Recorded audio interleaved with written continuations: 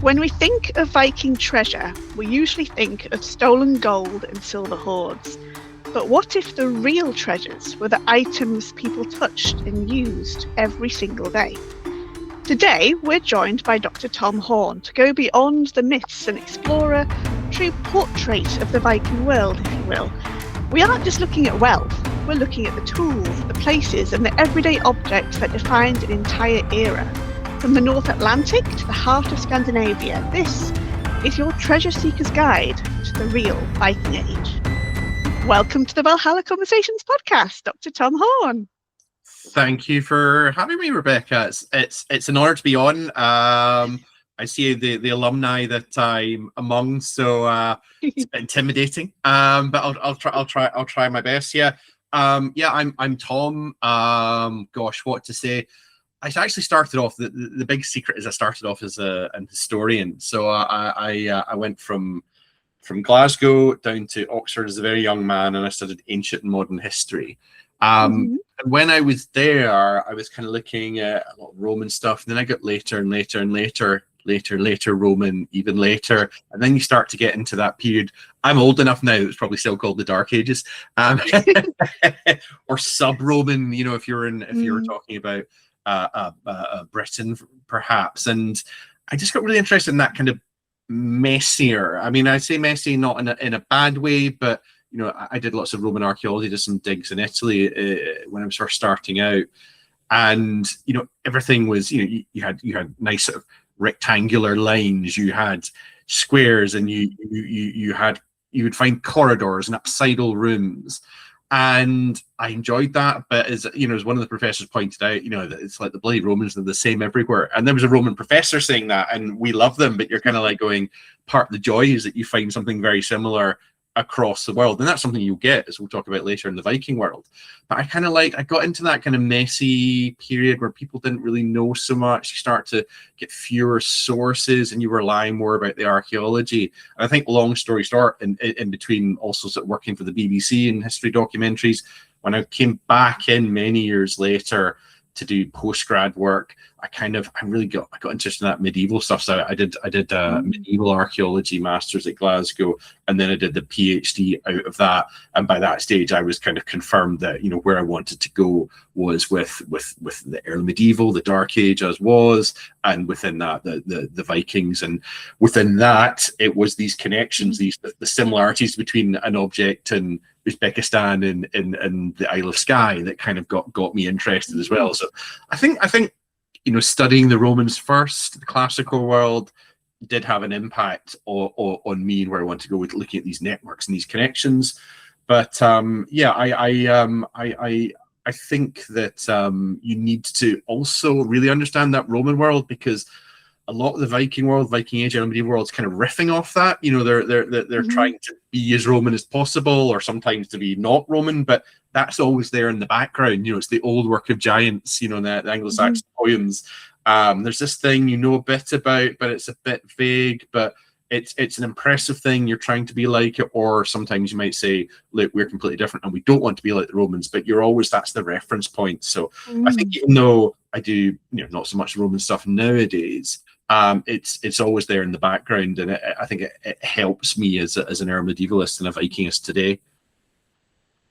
Absolutely, that is really insightful, because it certainly makes me think, kind of going slightly off topic, to the Assassin's Creed Valhalla Viking game, where they just put up loads of not quite legitimate or authentic Roman artifacts, ruins, kind of like even like derelict amphitheatres that you can find wandering the virtual game landscape of their Viking Anglo-Saxon England.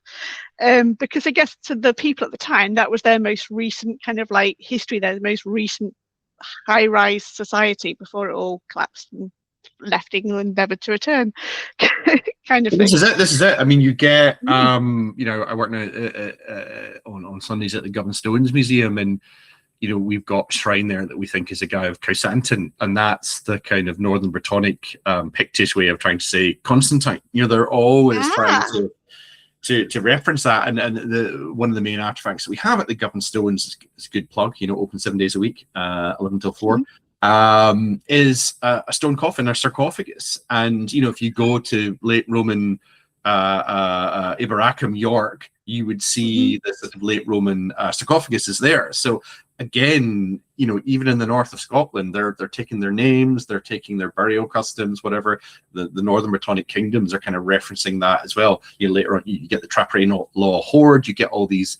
I think the National Museum of Scotland now have just got a beautiful brooch. Again, it seems to be from the north of England within Britannia, but it ends up just outside Edinburgh as well. So you've always got these kind of links back to Rome. So yes, and as you say, in video games as well, they're really good at like showing that, oh, this stuff is not necessarily fully demolished by the time of the Viking Age. You know, it looks like, I think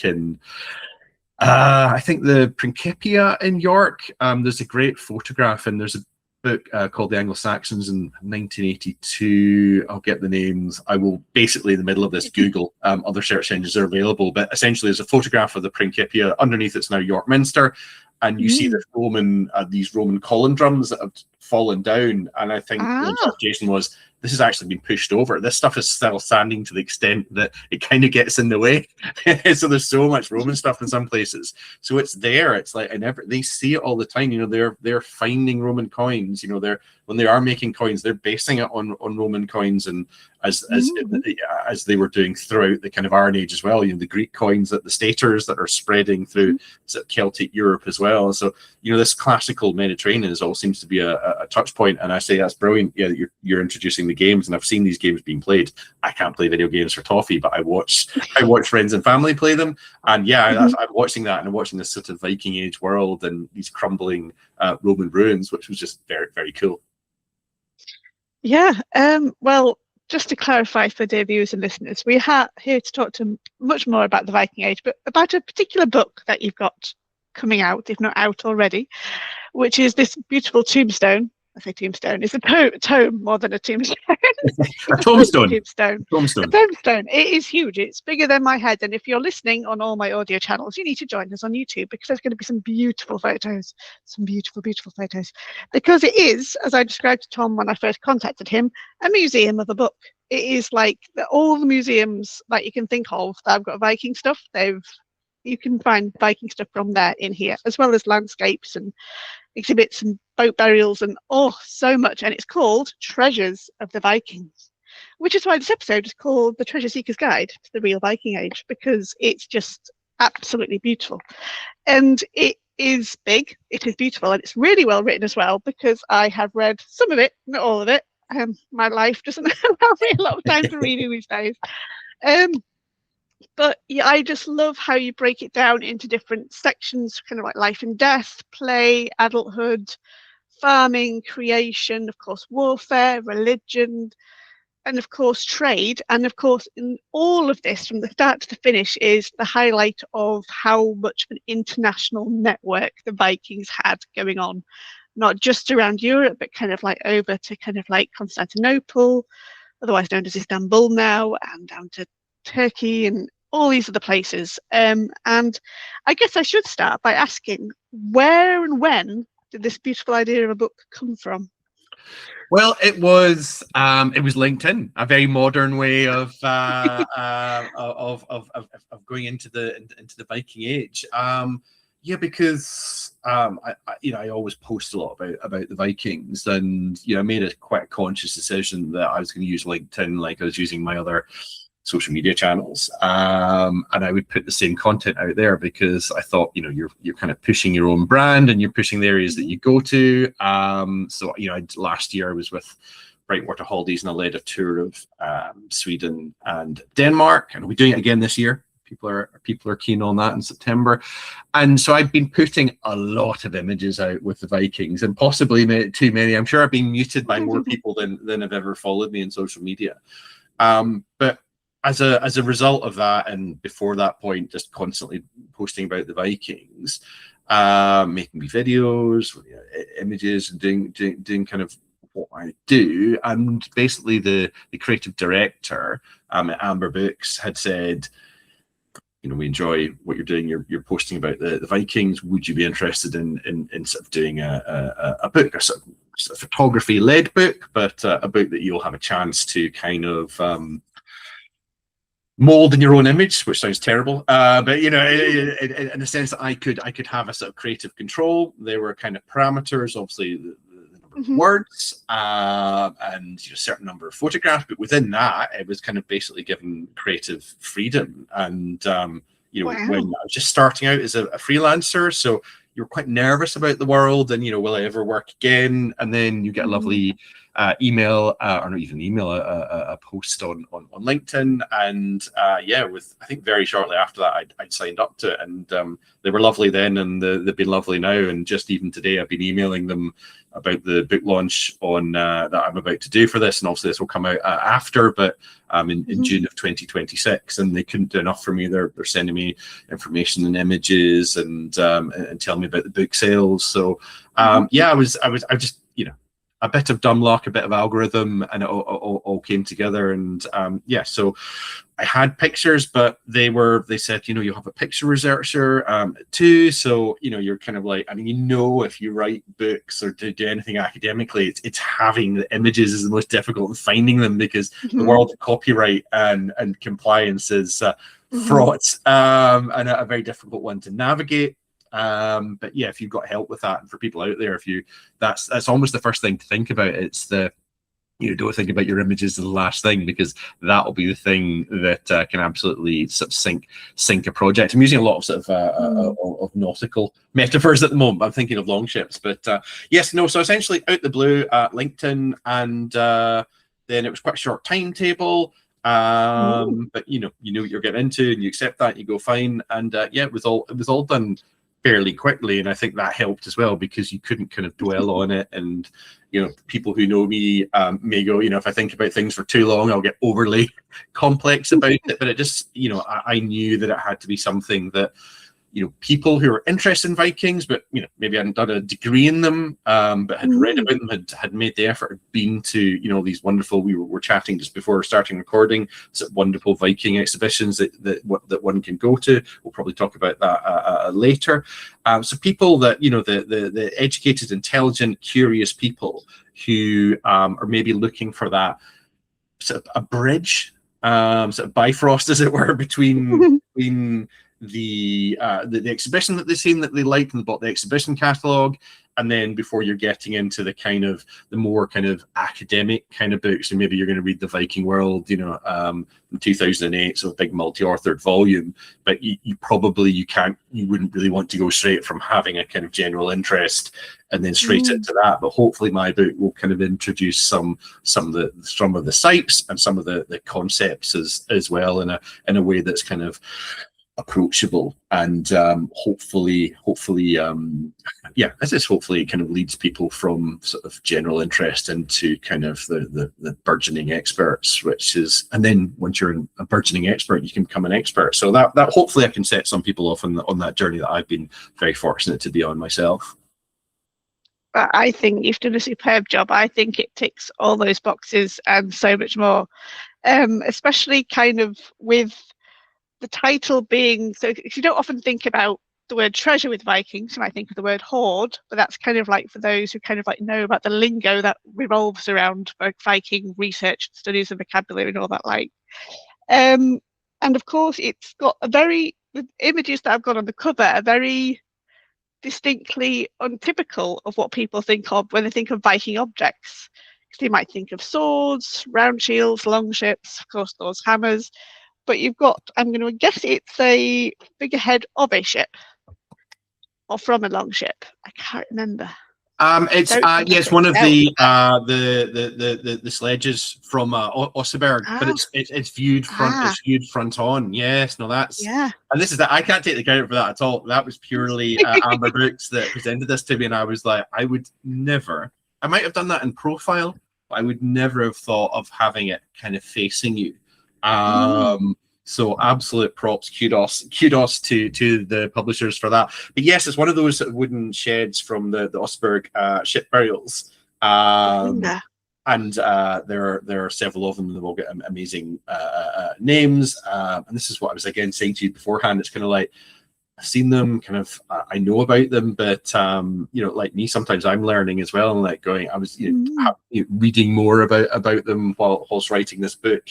meant that you're kind of like, yeah, no, this are cool, and maybe a future thing I'll be more into the kind of the wooden arts and crafts of the Viking world as well. Especially, I now have that book up against the sort of wall in my living room, and so I'm always kind of looking at it. Hopefully, it won't be there forever, so I kind of I won't bore people with it. But at the moment, when I'm in the publicity period, it's nice to be reminded of it and then say how striking it is. And yeah, no, the publishers have done a wonderful job with that.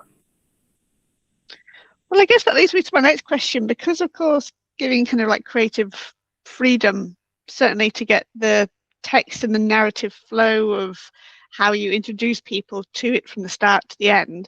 But then, as you say, you've got all these amazing artifacts to find photos of and get featured in this really wonderful, and I appreciate how large it is, wonderfully large book. It deserves to be this big, it really does, because I'm sure there's so much more that could have gone in the book that didn't.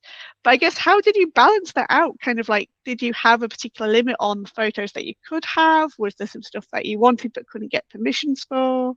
Yes, I can't remember. There was definitely an upper limit on how many images. I don't know, 150, 160, 200, whatever it was. I knew that there was a limit. When they originally came to me, they gave me a kind of suggested sort of structure, and I said, "Is it okay? Can I completely redo it?" And they, again, this creative freedom, they were like, "Absolutely." The parameters are, the physical kind of dimensions of the book, and the kind of the sort of the image budget that you have. And people will be who don't know about these things will be surprised and shocked about how much images can cost. And that's why I always advise people to take lots of photos when they go to a site, because you might think, oh, this is a thing I've seen in books all over, but they probably had to pay hundreds of pounds to get that image in that book. So always take as many photos as you can, and with phones nowadays, you can take really good quality ones.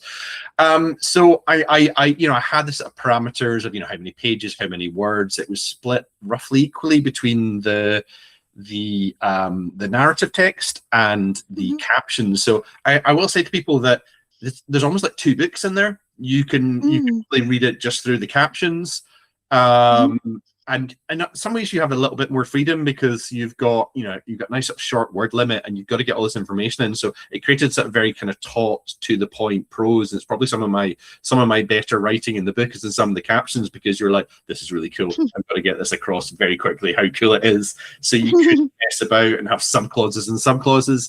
Yeah, so effectively, I think it was a roughly split. Let's say if it's 13,000 words of narrative text and 13,000 words of captions, or thereabouts. So within that, I was pretty much allowed to split the chapters as I wanted. And I think very quickly I thought, you're a bit of a hostage to fortune if you're studying the Viking world, saying when did the Viking Age begin? Because what we're seeing now, this generation, a generation from now, they'll go, oh, they started in 750, and the way that we go, oh, they started in 793, and it's so I thought, from that point of view, to give it a bit more longevity, I thought I didn't want to do this sort of chronological approach. So I kind of did a sort of, I thought, probably a bit cliched, but the cradle to grave, kind of the birth to death, because I thought that's presumably that's going to be universal unless the laws of space, time, and physics change. Yeah, so that's why the structure it has, starting with playing games, growing up a Viking, and then ending with faith and death. So I always when I was thinking about the narrative, I thought, the best, whenever you read the best writing, like the best newspaper article, the best kind of editorial piece, they've got that journalistic technique of you tie the first paragraph with the last paragraph. And I was always very conscious that to bring people along with you, you have to have these themes that you kind of develop, and then you come back to them. Because I started off in in TV historical documentaries, and it was always, Mm. we would say what we're going to tell you, we would tell you what we were going to tell you, and then we'd summarize at the end. And I think that's also, been a part of how I approach, particularly kind of public facing, because, unless you've had the sort of privilege of having the time to just squirrel away and sort of read the books and go to all the museums, most people have lives where they've got, work and family, and they're not necessarily going to be reading all these books and going to all these museums. I think it's, to reflect that privilege is to tell people in a structured way that kind of makes sense. And the structure I gave in this book hopefully allows that to come across. People can get the themes, and the themes are pulled through the book. So the major theme I talk about is the kind of genius of the Vikings, their adaptability. Their ability to kind of be like a magpie, take in multiple cultural, financial, for want of a better word, influences, and then turning them to their advantage. So that's kind of the what I always thought, base it on themes and base it on chapters on themes, but develop themes and threads that are throughout the entire narrative. But as I say, if you're in a rush, I think you can probably get a good sense of that just by reading the captions. And if you've got more time, you can dip in and go through the chapters in order. Well, it's a technique I have come across in only one other book that I can think of, and that's I can look back at my shelf. Oh yes, that was it. Valkyrie, Women of the Viking World by Joanna Friedrich's daughter, because she started her whole kind of like book about women in the Viking Age from birth all the way through to death, with a bit of Norse mythology goddesses thrown in, because she had that much of a span to cover. But it makes a lot of sense, and especially because it highlights a lot of the kind of like overlooked, not necessarily highlighted aspects of the Viking Age. Like everyone thinks of the warriors, yes, the kings and the sailors and the traders. Not many people think of the craftsmen or the people who had to make the boats, or of course children, because this is what I really loved about the first page, like the very first chapter. It's got those beautiful, and I'm going to have to open it up now to marvel at the colours, but it will be popping up on the screen in beautiful post-edit magic. Yes, another reminder that try and watch this on YouTube if you can. I got my notes at the start of the podcast, so yeah. Oh, the beautiful glass gaming pieces from the Birka grave of BJ523. They're beautiful blue-black swirls. I mean, look at that, people. Just look at that. It's just gorgeous. They're so good. The photo really does them justice, but it just shows that kind of like they weren't just kind of like playing rocks and stones and pieces of wood. Especially kind of like the craftsmen that made them would obviously then sell them at a really good price to people who had lots of wealth to go around. And I know you have done a book in the past to do with kind of like Viking trading and Viking markets. I want to call it Viking Market Kingdom, but I could be wrong. That is also on my shelf. I haven't read it yet, but I will do one day. I will do one day. But I got very excited when I learned about Treasures of the Vikings coming out. And as you say, you could easily have it on a coffee table and just flick through it like a really fond photo album of like all the best things that the Vikings have ever made, done, worked with, crafted, sold, traded, or been buried with in a lot of cases. And that's the thing about, you were looking at those gaming pieces, whether it's one of these Tafel or table games, Sneffa Tafel, or whatever people want to call it. And when I was putting in these images, it was very much you get gaming pieces at Viking Great Army camps, so the ones that are chasing around Alfred and his heirs around England. But you also get them in a child's burial, Balliol Bay, so the Balliol boy who's buried as an adult with an adult-sized sword. But he's also got like a pouch of gaming pieces as well. So when growing up a Viking, it was very much they're playing strategic games as when they're young as well. They're playing with boats. They're they maybe got some things that are in amber. There's an association with like children's of amber beads as well. And it was always the sense that I was trying to bring out that you were always being prepared for that potential life, not necessarily the full scale going on a Viking raid, but being in that world where that Viking raiding led to these these long distance links, the importance of having the nice things that come with these long distance links, the trade goods and the silvers we'll no doubt talk about later. So that was very much the games are part of that. This is you play these games as a kid, but you don't put them away and putting away childish things. You'll be playing the kind of very similar kind of board games as a child on the farm as you might be on a winter camp somewhere in Northumberland in the 70s. So again, I was trying to teach that concept very early on, that it was kind of like you grew up quickly, but even when you're growing up in that period of that first 12 years when you're considered just about a child, you were still doing things that were very much like what the adults would be doing as well. And I don't think it was necessarily conscious. This is preparing you for later life, but it was just that there was not so much of a hard divide between being a child and an adult in the Viking world. Yeah, absolutely. I mean, I remember going to an exhibition I think it featured a lot of stuff from the Torksey winter camp not long after it was first kind of like excavated and published about, and they're finally showing off all the amazing finds. Now I just remember seeing kind of like a little display cabinet, and there was just over 50 types of dice in so many shapes and sizes with different markings, and I'm thinking a lot of people lost a lot of dice over a lot of time, but it just shows how much kind of like either playing a game or maybe just gambling. Well, I think that's it. I think gambling is very important.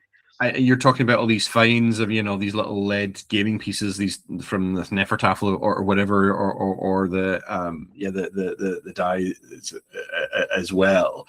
I always think of you've been beaten in that game of Nefertafel, and you flip the table and it ends up in the mud of Lincolnshire or Northumberland or Derbyshire as well. So I think you get that insight, and just that the boredom and the kind of group behavior of, because you get it, I think, with modern footballers, I think it's changed a bit now, but they'd have the card schools on the buses going to games, and when the money came in, people would lose frightening amounts of money. But I think there was that kind of, the Ben Raffield, that kind of in-group thing of like, people gamble and play games, and so that's what you do. I'm sure a lot of people there didn't want to lose all their money, but if you didn't do that, you were kind of out of the in-group as well. So game pieces are kind of quite important throughout the book, and I think very important to the Viking mind, as Neil Price would put it. So were there sections kind of like of the narrative arc that you were following, kind of like from cradle to grave, so to speak, that kind of like that you didn't know as much of before but had to do a bit of a deep dive into when you were writing it? Or did you know bits and pieces of stuff enough to give it a foundation and then just enhance it up a level to match the pictures? I'd love to be able to say I knew it all, and it was very little, just a little grace notes I had to add to my knowledge. Absolutely not. No, I'd been fortunate that I'd been part of an editorial team that produced a book about the Viking Age of Scotland not so long ago. And as part of that, you have an overview of all the different experts that you've got in to write the individual specialist chapters. So if I'd had to write this book before that book, there would have been a lot. I mean, the childhood, the bioarchaeology, the kind of the production, the cottage industries of getting kind of ramped up and maxed up in the Viking Age. I wouldn't have known about that. I would have known about the shiny things. I would have known about the sword and the silver and the silks, the 3 S's, whatever. But the kind of stuff, I mean, maybe knowing a bit about the fabric, because eventually that becomes commoditized, in looking at my Viking networks. But yeah, I wouldn't have known in a lot of detail about so much as the clothing or sort of domestic architecture quite so much. And production and consumption was certainly something that was a major bonus of doing that edited volume, because you get all these amazing hard scientists now that are looking at thousands of animal bones, and they're looking at the ADNA and animal DNA, and they're looking at isotopic analysis. So they can tell when they're killing certain animals, whether they're using them because they're killing them because they want the meat, or whether they're using them for dairy, and all these amazing things. And then the diets and what people are eating, Cat Jarman and the marine reservoir effect. If you'd asked me that 10 years ago, wouldn't have known about it. So there's experience about over the last 10 years, and particularly with working with like Cat Jarman and working on that edited volume.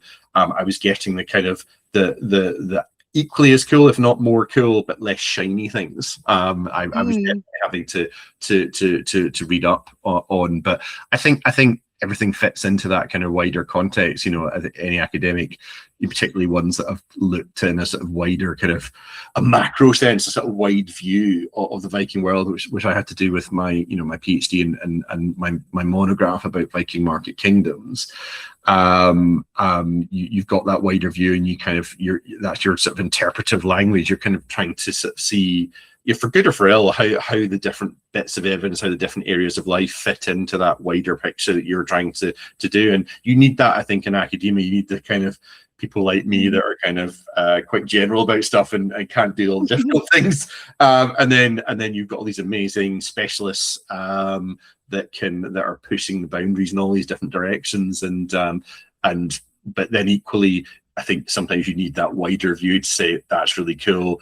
Well, that fits into this area, you know, this commoditization happening in this area of life, in this area of the world, is I can see the same patterns happening elsewhere, and it's trying to bring them through, and it's generally, you know, producing, you know, maybe more things quicker, you know, and then exporting them and then getting money in and things like that. And you know, whether you're producing fabric or whether you're producing you know, animal pelts or pitch tar type things as well, or I think these things can generally kind of be brought into sort of a wider kind of explanatory framework, which may be wrong. But I think you have to attempt it, because by trying that attempt to get that wider interpretation, I think you know, people can spot the flaws in it, but then they can also go, oh, that bit might be right, and then it creates that kind of debate that you need in academia. Well, I'm glad you mentioned about kind of like fabric and clothing, because of course when I was flicking through it before we hit record, kind of like, of course, I immediately recognised the leather wrapped shoe from Jorvik Viking Centre. They didn't quite have the silk cap that I know they have, but I know they have got it, although it's currently on display at the Yorkshire Museum as part of their Viking North exhibit. It's on until July 2027, people, so make sure you go see it. It's amazing. And you can actually go see two of the hoards that are featured in this book, the Curedale Hoard and the Bedale Hoard, and some other smaller hoards. But they're all amazing hoards. And I have got loads of photos. As you said, I took lots and lots of photos. I just haven't made anything with them yet, but I will do. Yes. For everyone who's just come across this, do follow Rebecca on her various social media to get the.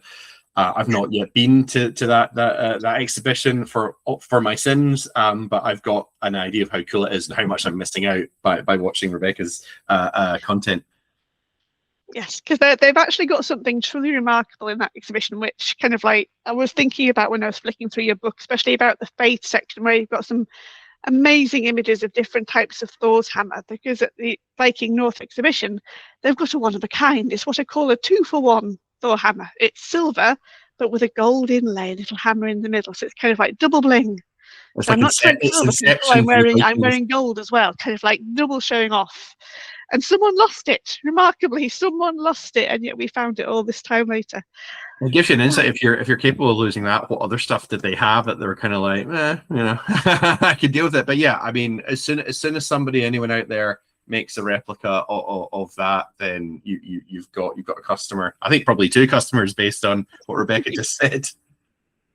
Yeah, I mean, one of my first proper Viking geeky things was kind of like a pewter, well, kind of like a false pewter hammer from Jorvik Viking Centre that had the kind of like the circular indentations, and I wore it religiously every day for kind of like years. And then I got into wearing my Valkyrie pendant, and then at the moment I'm wearing my little long ship that my mum got me. Oh, you're always going to wear what your mum buys you. This is a universal rule. maybe that Viking got in trouble with their mum for losing their nice Thor's hammer pendant. I mean, this is the thing behind all these hoards. Obviously, someone had a lot of wealth and they thought, right, something's going down, something's going wrong. I'm either going to lose my home, or we're going to get ransacked, or we're going to have to flee, or there's pestilence, pesticide, whatever. Who knows? And they decided to bury it. And for some reason, unfortunately, they never came back.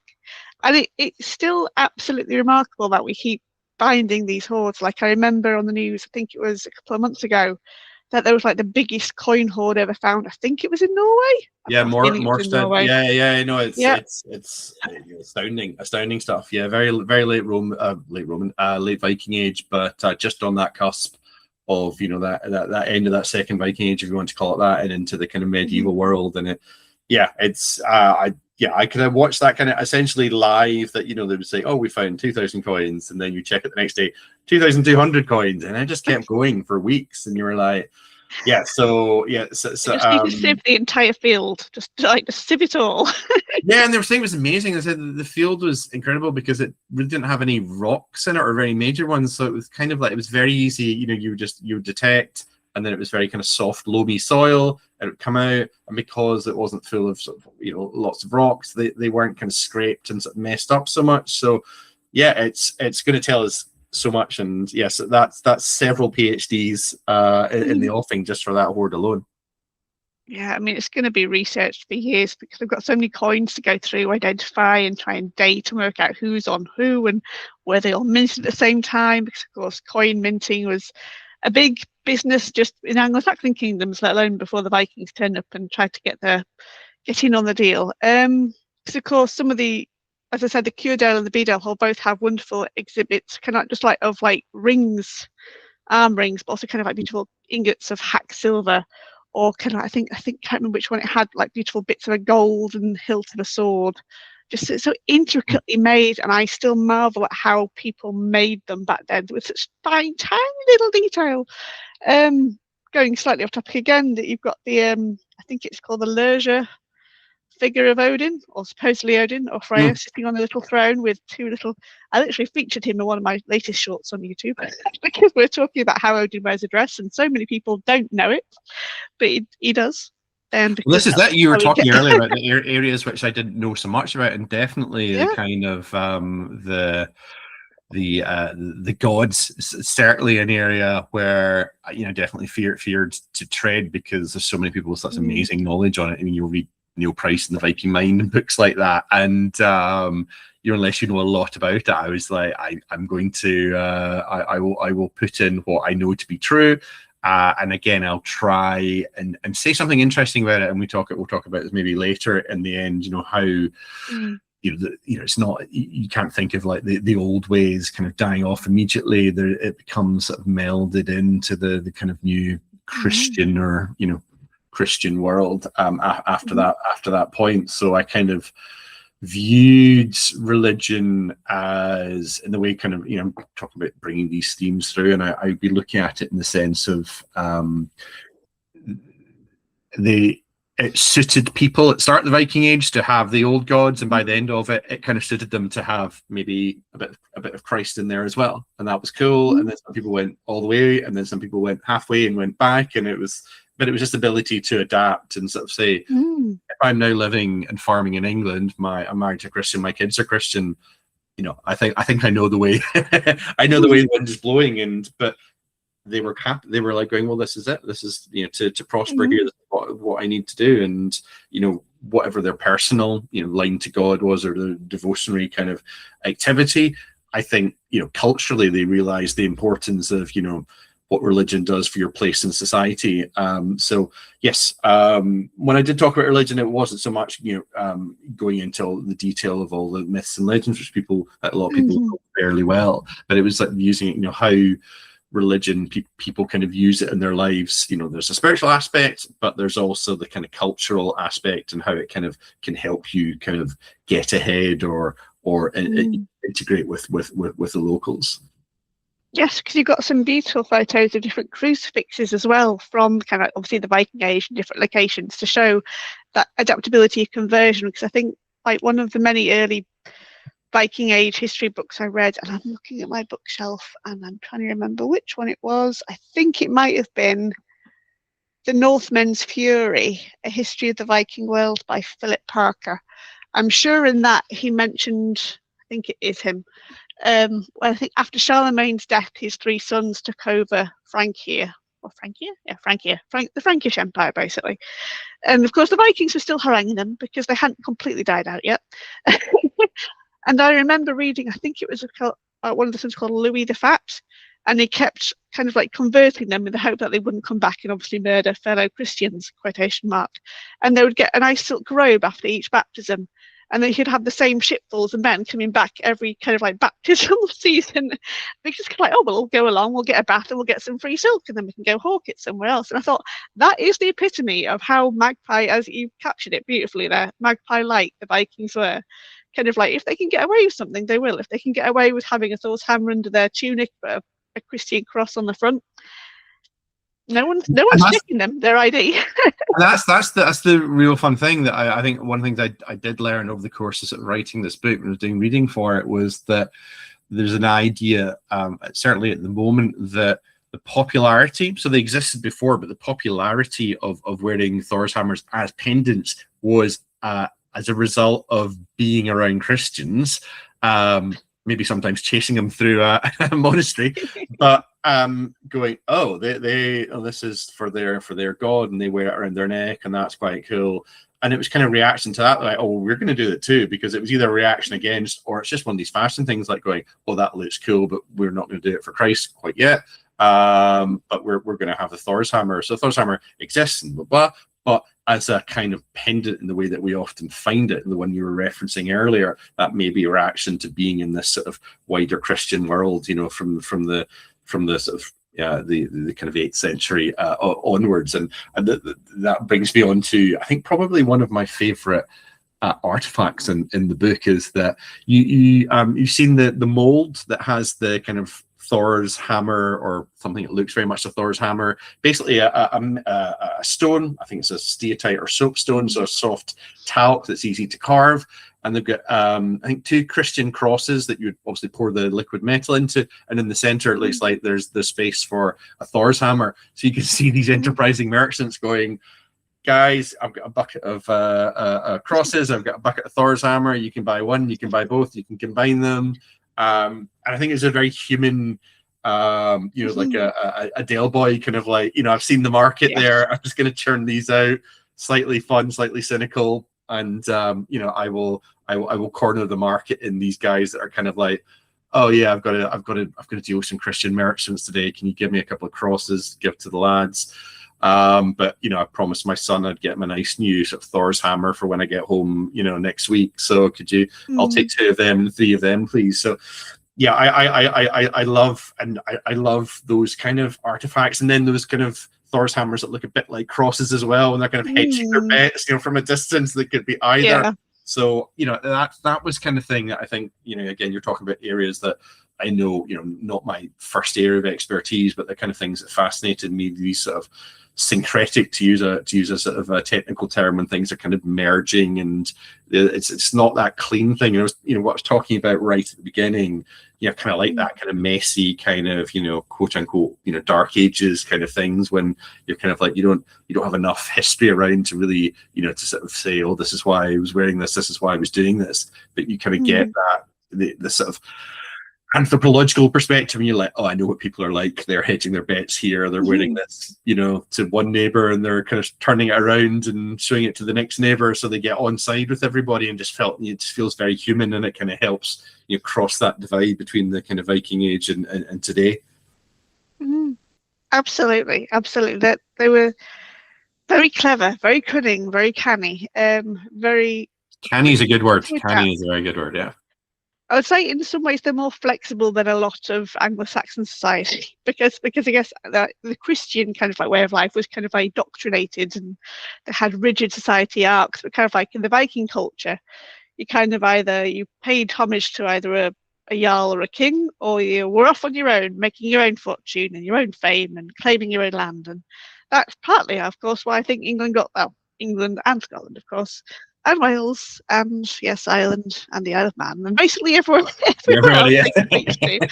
That's the thing about the Vikings, though. You start to say one thing, and then you're like, oh no, they also did it here, and here, and here, and here, and here. So yeah, it's everywhere. Yeah. So again, going back to my obsession with the Romans and then the Vikings, it's like people that kind of go everywhere and kind of do similar things, but in slightly kind of cool. It's little differences in how they do these same things, across this sort of wide geographical kind of spectrum that kind of interests me.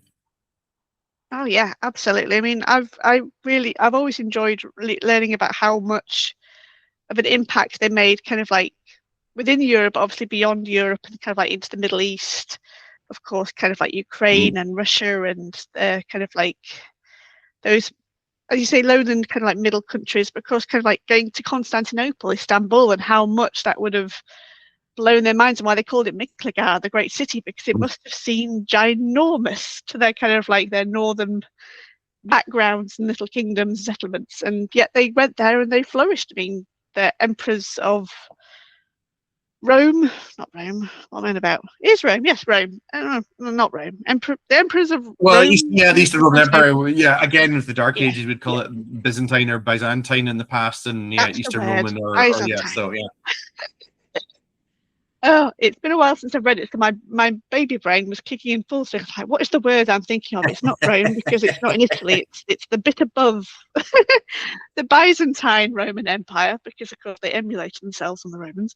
They had Varangian guards, and Varangian guards were predominantly Norse.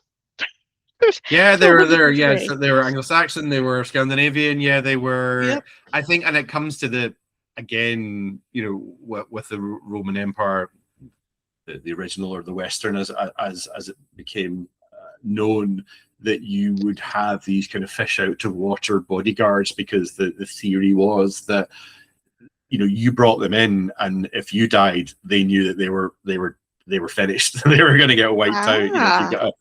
You've got a group of Anglo-Saxons or Danes or whoever, or in the Roman periods, sort of Marcomanni or whoever it was, protecting you as your, say, personal bodyguard. The idea, from as I understand it, is from the emperors that they had to be particularly sure that they would protect you, because they had no guarantees. They were completely tied to your good fortune and being alive as an emperor.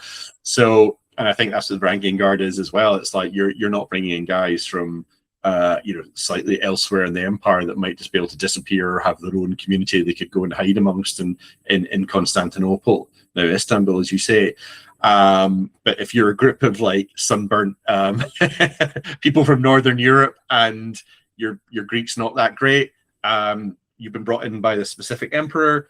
Yeah, you're going to make as sure as possible that this emperor stays alive. So, but yeah, no, that's that's another. Yeah, you could write obviously several books just on the Varangians and what's happening there. But yeah, I mean, I'm interested in that part of the world because the connections between the northern and western Viking worlds, and as you say, kind of from Central Asia through to what is now kind of Greece and Turkey and the Eastern Mediterranean is something that kind of really interests me. These long distance connections.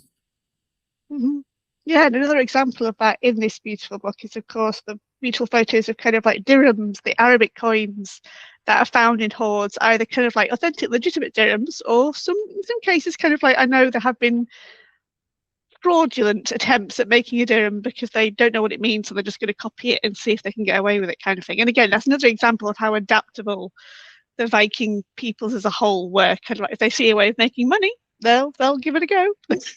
Yeah, they don't mind. Yeah, and it looks like it's these groups on, say, the Volga, the Volga Bulgar, whatever, that get loads of silver in, probably in the form of legit sort of from mints in Baghdad and Samarkand. They're getting these silver coins. So long story short is, I'm sure your viewers and listeners will know, it looks like the huge amounts of silver, many of which are in the form of these dirham coins, are being exchanged somewhere in these sort of Ukrainian-Russian river systems, the Volga, with the Bulgar, for slaves, pelts, furs, amber, whatever that may be. And then the interesting thing is, it looks like there are periods where the Viking traders, as it were, kind of think good money looks like a dirham.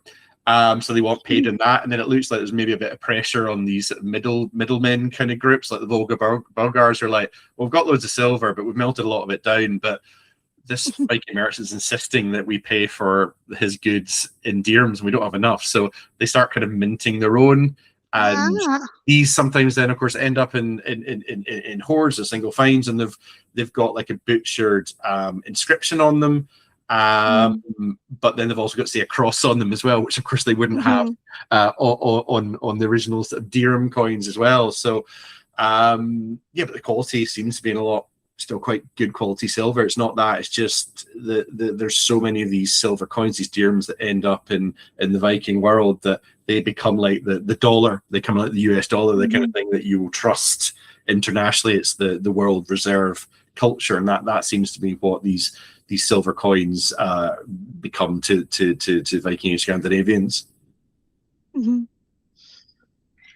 Got me thinking now, kind of like about the chapter that you've done on warfare. How easy or difficult did you find that to write? Because of course they're famous for battles and raids and wars between themselves and nearly every other country they come across. Kind of like how were you able to capture or condense and create a nice capsule of that for readers to learn about? I think the way I kind of, again, trying to bring it into the wider these themes that I'm developing, and it was from my perspective, because I do a lot of economic sort of commercial history of the Vikings, with their economy and their use of money, and what I was mentioning there, what the silver coin's coming from, and the first thing you mention is slaves. So I kind of tried to make the point that we've just been I think chapter 5 is the war, and chapter 6 is about sort of trading and raiding. I was saying that these are two sides to the same coins. That these trade networks, a lot of them seem to be basically advanced at at the edge of the sword. I mean, it's not in the sense that they're just fighting for fighting's sake. It's that they're trying to open up trade routes, or they're fighting over a particular access to to estuary, to a river system that will then lead you into the Volga, into the sort of major rivers of Eastern Europe. And there seems to be a lot of choke points and a lot of attempts that you can see in the fighting, and where they take over and what they do once they take over, say Dublin, the 850s, and say what becomes Jorvik. Kind of looking at it in perspective. So they're fighting, but you kind of look at what happens afterwards, and also what happens in the east. That as soon as they can, you try to set up a fortified or not kind of trading center. And so I was trying to say, you've got the kind of war, you've got the swords, you've got the spears, you've got the shields, and of course the axes. But I think if you kind of look at them as Vikings just fight, and they're kind of mindless heathens, just fighting just for some just some shiny stuff, and they take shiny stuff and go. I think when you look at the warfare in the for some of them, it probably would have been all that stuff. But I think for the as you say, Scotland, the High Hegians, the more kind of strategically minded, kind of the leadership of these groups. I think when you look at what happens after these battles and these wars and these campaigns, it seems to be that pattern of they try and set up a permanent market site. So it kind of made me think, and for many years, and previous things that I've written, is that if you look at it from that perspective, what was the end game? You follow the money, and the money kind of leads to the trading centers. Then the trading center was one, or that area of land was one, or the network routes that lead into that market center. The reason that they have that market center there is because they've gained control of the trade routes that lead into it, and then they've established probably ultimately they're coming from their same market centers, and Francia, as we talked about earlier, in Anglo-Saxon England, and they're and as you say, Constantinople, to take and Baghdad, and they see these places. And I think if you know anyone, I'm sure all of us know people that are in the military, and they say that the biggest pacifists out there are people who actually have to fight. There'll be certainly some people that do want to fight, but most people are kind of like, well, we have objectives. If we can get the objectives without fighting, as happened famously in the quote-unquote Second Viking Age, these huge payments of Danegeld, as soon as the Vikings realise that they can intimidate a bit, burn a few outlying farms or whatever, and then someone gives them hundreds of pounds of silver and just say, just sail off, but we all know you're going to come back next year, but we're willing to spend this money to buy a year of peace. Then they go, they don't then, a lot of the time, they don't just go, oh, we're going to fight then for the sake of it, because there's a huge risk. It's very, very dangerous to fight, as we know, then as now. So I think as you see, again, what they do, when they have the opportunity, they set up a training center, or they take the money and run. There's not necessarily this kind of mindless pursuit of violence for the sake of violence. So I try to look through war and warfare through that prism of like, why are they doing it? Why are they doing it at such distance? Why are they doing it so consistently? And what seems to be the kind of the aims of this. I think the aims, and I may be wrong, but I see it as it's an aim to set up these networks or maintain these networks and get the money flowing in. Because if then you're a king or a chieftain or whatever, you can just skip off the top. People will still bring you nice gifts to the opportunity to trade there, but you just sort of skim a little bit of tax off the top of that. And yeah, you don't have to die. You get all the money. It's what everybody kind of wants. And I say that analogy with modern soldiers. If you can have a negotiated settlement on the threat of force, that's what kind of everybody wants. That's really interesting. I've never really considered it that way, but that makes it a lot more sense now they've explained it. I mean, it might be wrong, but this is. Well, of course, I remember growing up, kind of like learning about Vikings first in not quite GCSE history, but before my GCSE years, we learned, of course, about raids and King Alfred and how they would come and kill monks and take away all the gospels and books and all the shiny bits, then turn it into jewelry. And then, of course, as I grew up,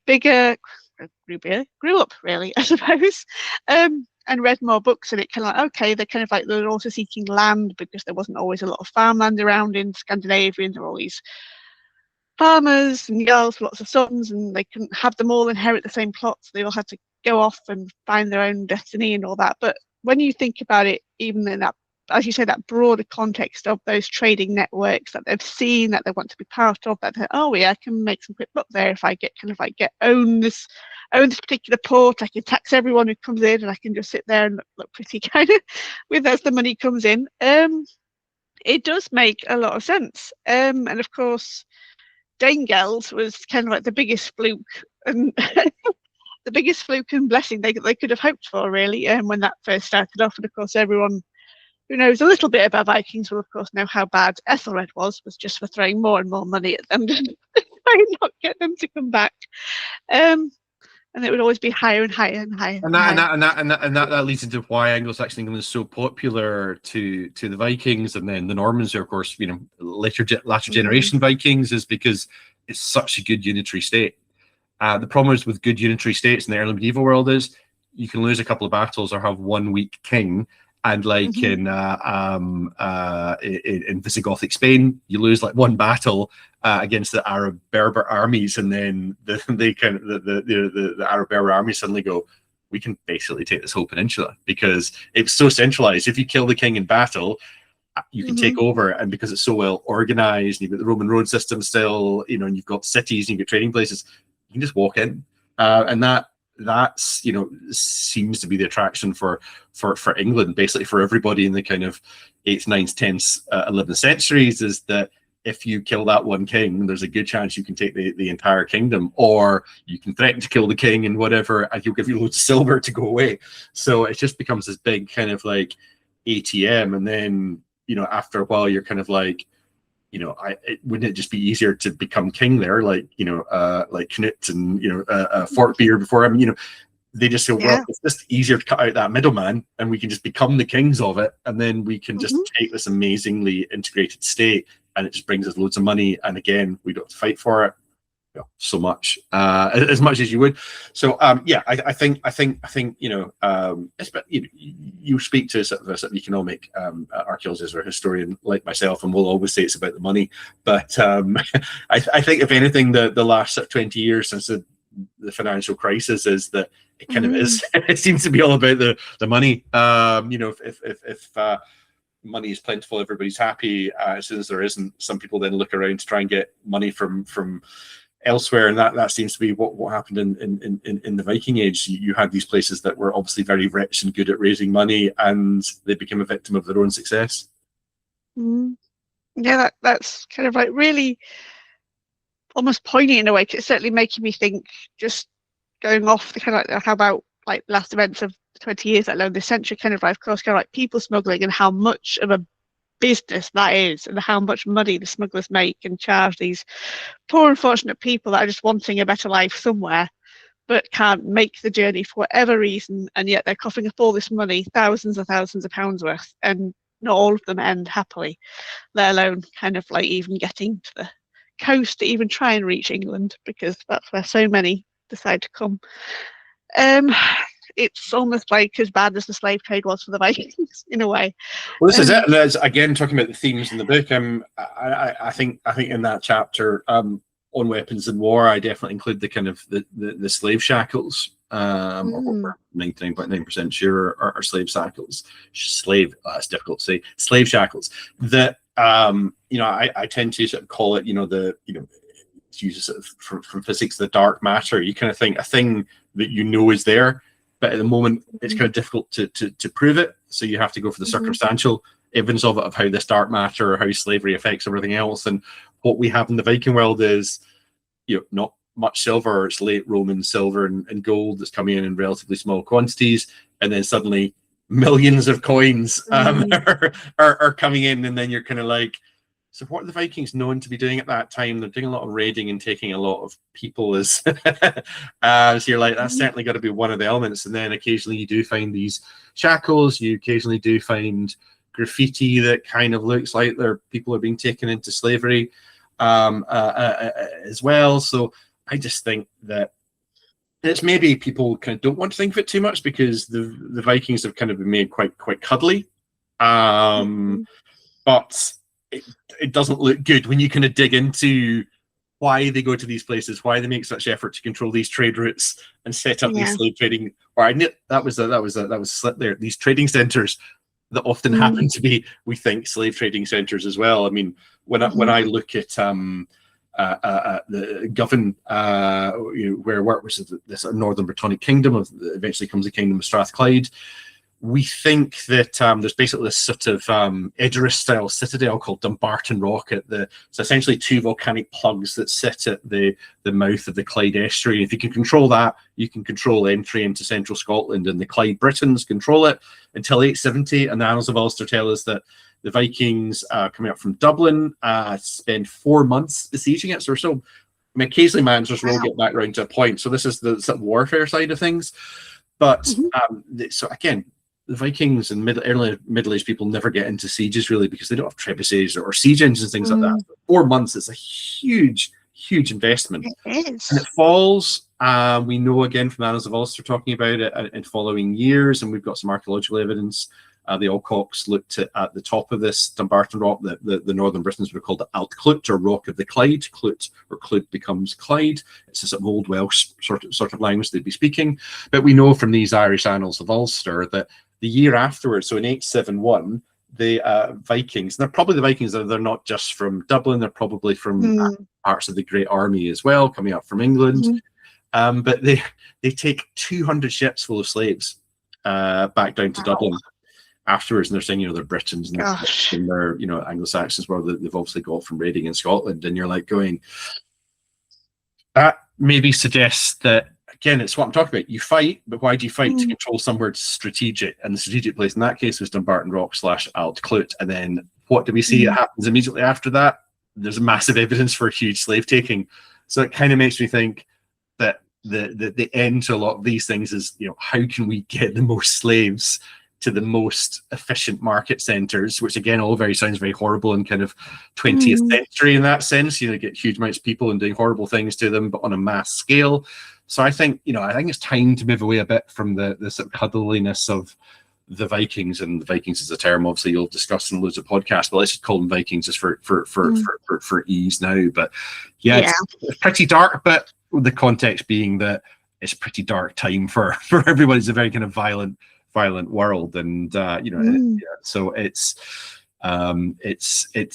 but even within that, it's kind of it's ultra violence, and it's sustained, and it's that sort of systematic element to it that I think is kind of the most worrisome aspect about the Vikings, that it's almost at industrial levels of forethought and planning, strategy. You set up these markets, and what you selling in the markets but you have to do a bit more fighting. You have to take Dumbarton Rock so you can get access to Scotland. And why do you want access to Scotland? It's not for the farmland, it's yeah. Mm-hmm. So it's that kind of makes me think, and I think writing this more general book kind of made me think about that more than maybe I would when I was kind of writing a kind of more technical book about the trade networks in and of themselves. I mean, I talked a lot about slavery and the silver that's being exchanged for the presumption is, but I think this book, when you're viewing it in the round, that it certainly kind of hit home a bit more, that you're kind of like going, yeah, they're not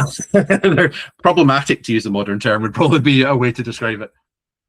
Yeah, because as you say, they have got quite a popularized, almost semi-heroic imagery going on. Everyone thinks of them being as brave and fierce and formidable, great sailors. They did great things. They conquered countries, made kingdoms, made their own kingdoms, etc. But kind of like going slightly off topic to thinking about other ways that I have seen slavery introduced, kind of like just as a nod to acknowledging it, because going back to what we mentioned at the start of Assassin's Creed Valhalla, I know when they made their discovery tour of the kind of the world of the game, but without the combat and stealth and the stabby, I know there is a point where you can cross over kind of like the bridge over the Ouse in York, and you come across a plinth and it's got a set of shackles on it, and a little pops up saying these were shackles, these were used by slaves, because Vikings did trade in slaves.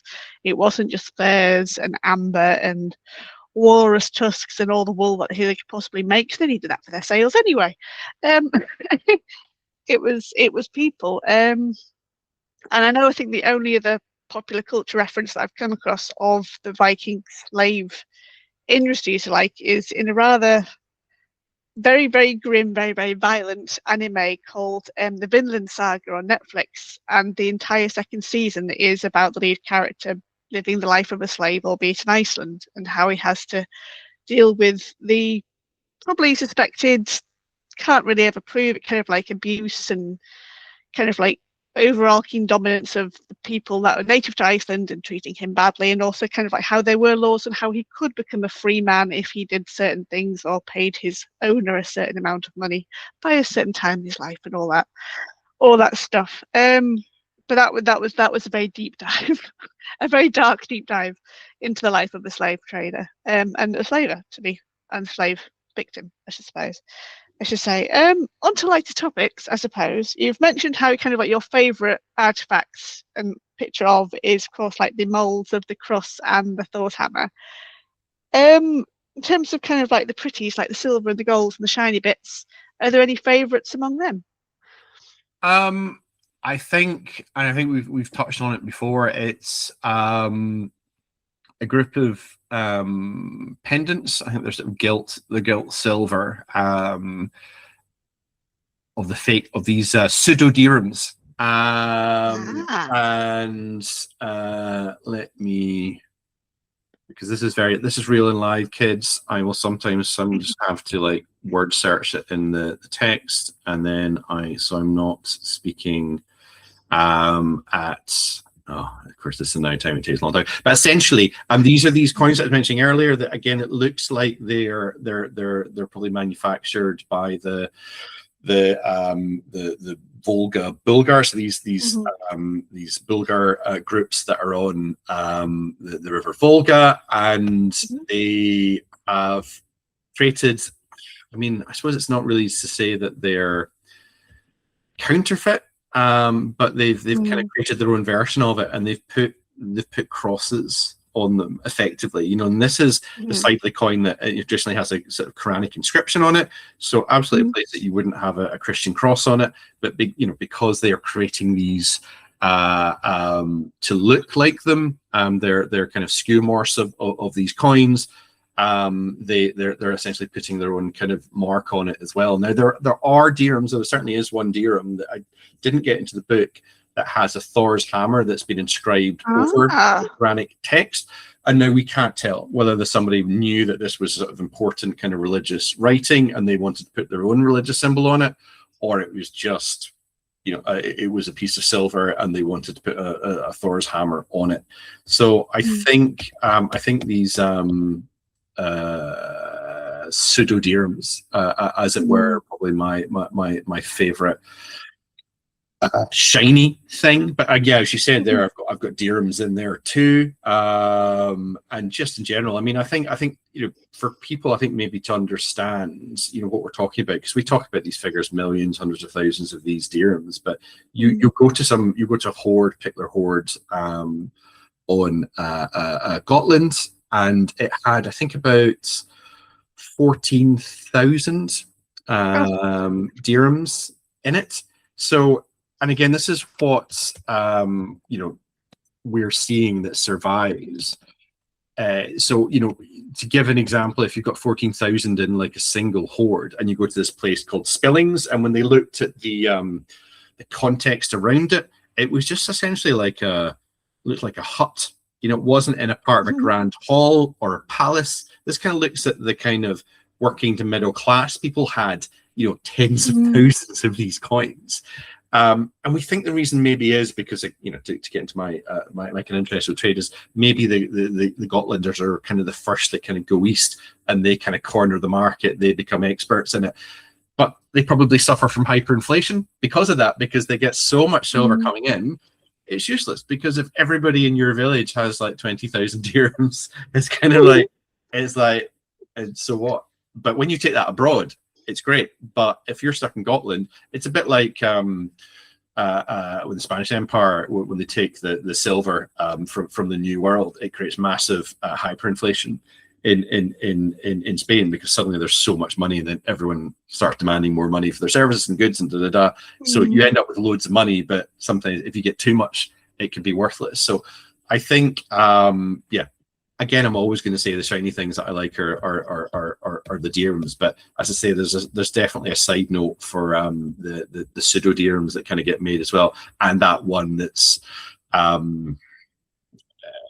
like I say, I don't think you necessarily say graffito, because we don't know. We can't go into the mind of the person that put that Thor's hammer on a dirham, but some sort of statement, but we don't know what. So yeah, I mean, I think you've got to see the Viking Age as a Silver Age, and if you had to pick one particular artifact type from that, you'd pick pick dirhams. So yeah, I think I've got at least one full page that's just a beautiful close-up of dirhams. If you like shiny things, definitely buy Treasures of the Vikings, people.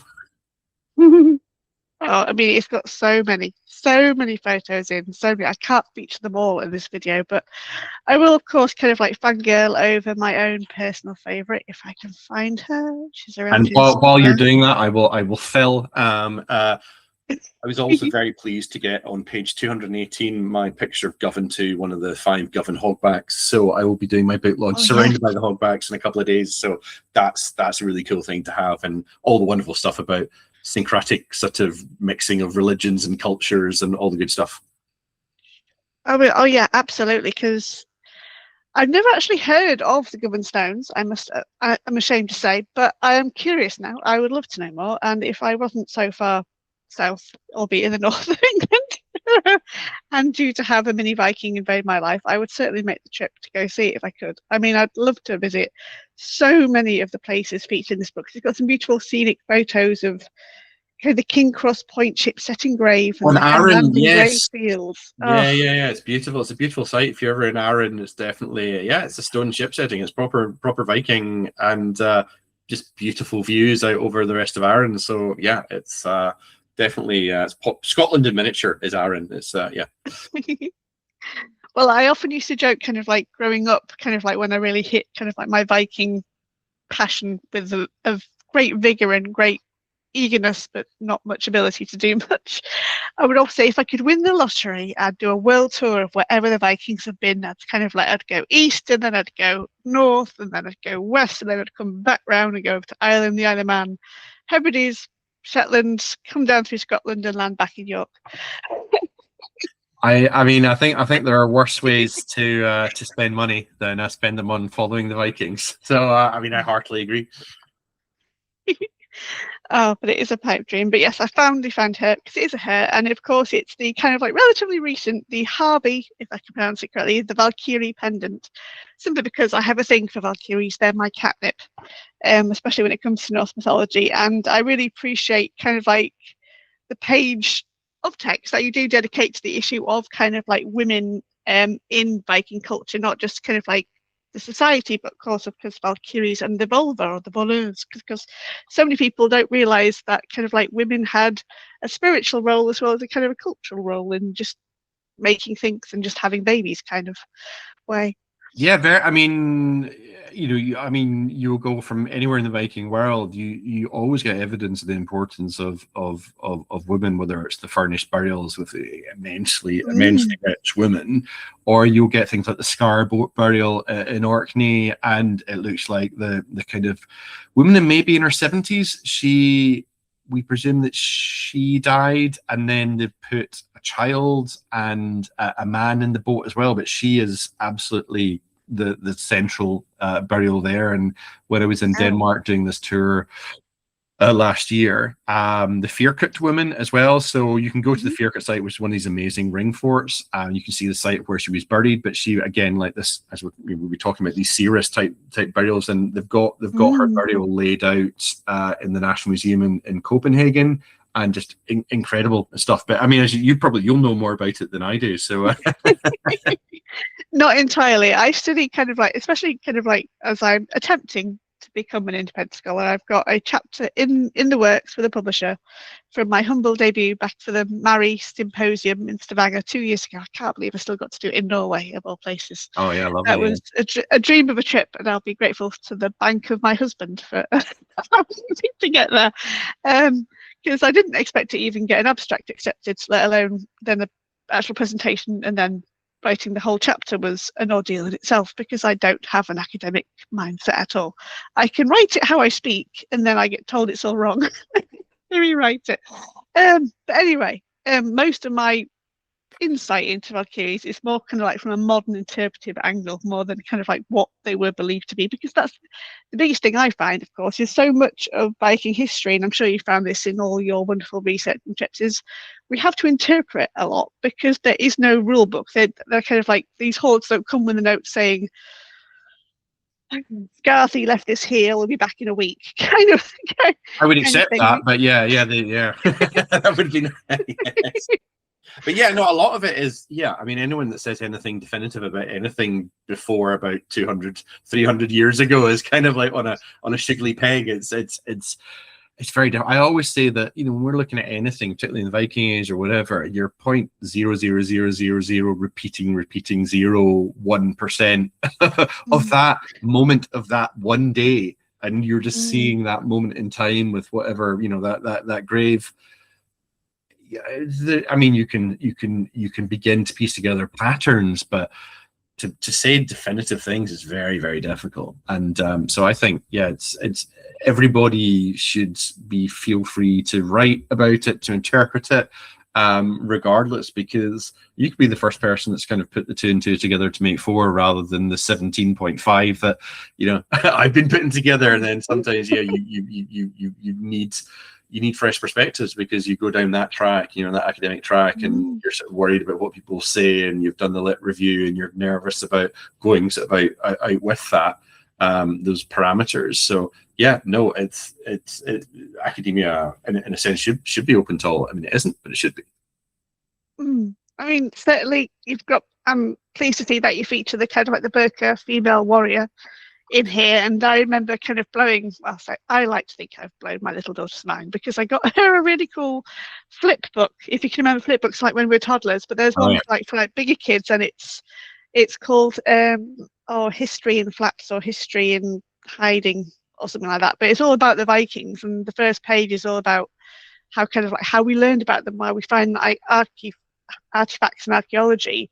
And it covers 3 remarkable kind of like women historians or scientists, archaeologists, and it includes the one who did the analysis and found that actually no, these bones were linked to a female of biological origin more than the male, which was always assumed. And my daughter goes, "Oh, it's a girl then." Like, yeah, that was a girl in that grave with that sword and that gaming set and the horses and the shields and the armor and the hat and all that jazz.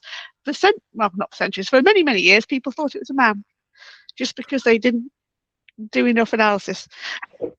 And it just absolutely befits us very pragmatic people. I don't think they would have cared if that person was effective doing what they did. Then they'd be like, I don't think they would have batted an eyelid, to be honest. I think, yeah, it's just the nature of things. It tended to be sort of young men that went off and did these things, but I don't think anyone would have cared. I think the best way I think of looking at it is a bit like one of the best depictions in many ways of the realities, or as we assume the realities of the Viking world, are the Norwegian comedy Norseman. Which, have you seen that? I've only seen a couple of episodes. I don't think kind of like my humour levels can kind of match with it comfortably enough. Yes, it's very cheeky in there for anyone that hasn't seen it.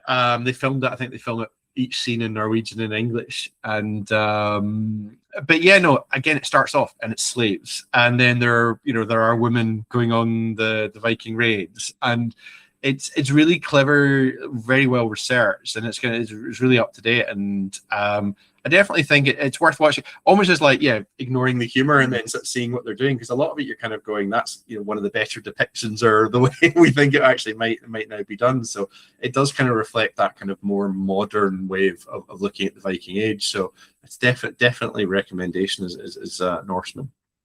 I think kind of like my lasting memory of it is one of the earliest episodes where kind of like there's the couples and they keep going to like all these nights out together in a way, and having really bad poetry read, and the women are all for the poetry and the men just really can't be bothered with it at all. And I thought that's strangely reminiscent of what some dates are like today. It pulls me up.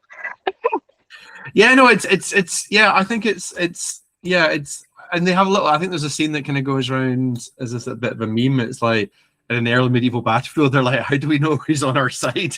And kind of like, everyone's kind of wearing different kind of shades of kind of like earth tones, and you're kind of like, how would you know? But again, I mean, the joke aside is that it would be probably things that don't really survive. The painting of shields, or it seems to be more Gotlandic than anything else when they filed their teeth as well, and probably put some black color in that to highlight it. So there will be these, again, to sort of the Ben Raphael school of things, of like these in groups, and there'll be these markers, and you're going back to the shiny things and the silver, when they're not using it as cash money in a very modern sense. I say that to the people that are now, post the major period of, or the initial period of COVID, when we used cash before. Now kids today are probably like, what's cash, mommy and daddy?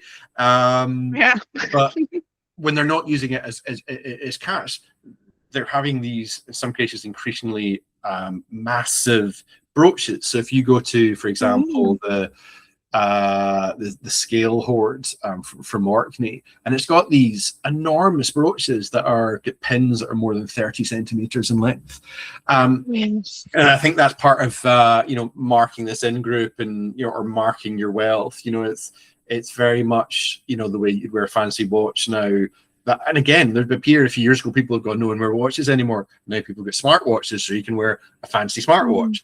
But humans will always find a way to try and differentiate themselves by what they wear, whatever. And the Vikings, because they had so much of the silver, they're probably doing it with these big brooches, and certainly these arm rings. And you find these arm rings that are then cut up into hack silver, which is a form of bullion, so a form of weighed cash. It doesn't matter that it used to be a nice brooch. You just care about it, the quality of its silver, and how much of it there is, the weight of it. So I've gone off a complete tangent myself. I can't remember what you were talking about. No worries. No, it's all good. It's all good. I ended up talking about silver, so I'm quite happy. Sorry, apologies. Oh, never apologise. We welcome all Viking talk in this virtual hall, and we could talk for hours, because it's like when you mentioned brooches, it immediately made me flash up the image of I think it's the Hunterston. Hunterston brooch is in Hunterston brooch. Yes, I remember seeing that at the big British Viking exhibition, British Museum Viking exhibition. You would have seen. You haven't seen the Govan stones, but one of the first things you saw when you walked into the first room was Govan 2, one of the Govan hogbacks. So you have seen a Govan stone. I have, but I just can't remember it. Well, if you go, my memory is atrocious.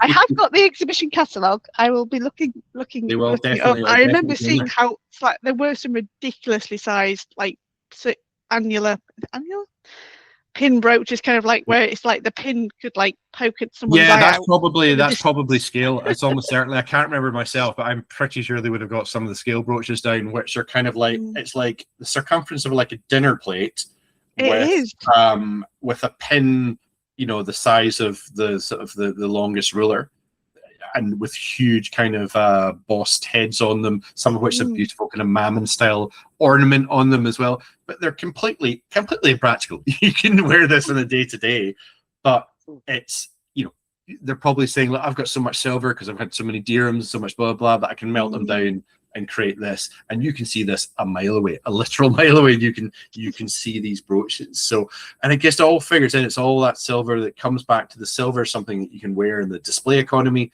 but it's also something very easily you can chop up, as happens in the rest of the scale hoard. You get chopped up bits of silver, ingots, whatever, that are definitely functioning as kind of cash. And even a lot of the brooches, I think, in the scale hoard, they've got like the tip of the bits of the tip of the I want to say the sharp pointy thing. We're now recording this now, people, it's like 10 o'clock. The pin, yes, sorry, yeah. The tip of the pin is maybe been sort of chopped off or broken off. So some of them look like they could have still been worn, but some of them are clearly in that liminal, that border world between jewelry, display jewelry that you can wear and show off, and then just cash that you're chopping up into your ready money. Yeah, I mean, it certainly made me think now that ridiculously sized dinner plate of a brooch is very much like what you'd see kind of like going down the London catwalk and during Fashion Week, kind of like none of it's practically wearable in any given day of the year. But you'll pay a lot of money for it and you'll have it up and you can claim to at least have it, even if you don't ever wear it. Humans don't change. I think that's, if anything, I've learned in studying lots of different periods, is that humans are pretty simple. There'll be. I always say you could talk to someone from the past, and for half an hour, 29 minutes, you'd be like, "There's nothing. There's the same concerns, the same whatever, sports, money, children, family," and then they'll just say something that's so awful. You'll go, "Oh," and they wouldn't bat an eyelid, and they'd be like, "Sorry, what have I said wrong?" And you'd be like, "Oh." But I think that's it. I think for 90-odd% of the time, you'd be like, yeah, no, this person's the same hopes, dreams, ambitions, fears. But then there'd be that 1% that's different, and it's that 1% I think that changes. But I think humans are pretty much similar all over the world at all times, whatever.